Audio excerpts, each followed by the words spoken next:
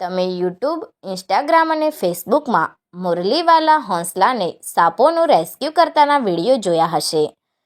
વિડીયોમાં જોવા મળતા આ એ જ વ્યક્તિ છે કે જેઓએ 8,000 જેટલા વિવિધ પ્રજાતિના સાપોનું રેસ્ક્યુ કરીને સાપોને સુરક્ષિત સ્થળે છોડીને બચાવ્યા છે.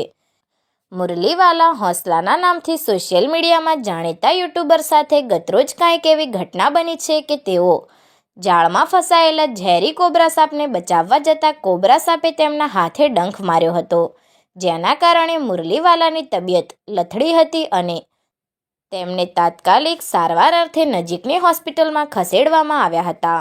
જો કે ત્યાં ફરજ પરના તબીબે તાત્કાલિક સારવાર ચાલુ કરતા હાલમાં મુરલીવાલાની તબિયત સુધારા ઉપર હોવાનું જાણવા મળી રહ્યું છે.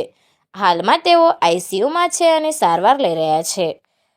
વર્ષ 2000માં પહેલી વખત સાપ પકડનાર મુરલીવાલાએ 11 વર્ષની નાની ઉંમરે સાપ પકડવાનું શરૂ કર્યું અને અત્યાર સુધીમાં તેઓએ નાનાથી લઈ મહાકાય 8,000 જેટલા સાપ પકડીને સુરક્ષિત સ્થળે છોડીને સાપને બચાવવાનું ઉમદા કાર્ય કર્યું છે.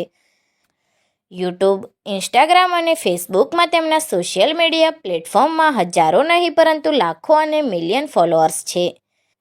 હાલમાં મુરલીવાલાની તબિયતને લઈ તેમના ચાહકો અને ફેન્સ મુરલીવાલા ઝડપથી સાજા થઈ જાય તેવી ભગવાનને પ્રાર્થના કરી રહ્યા છે.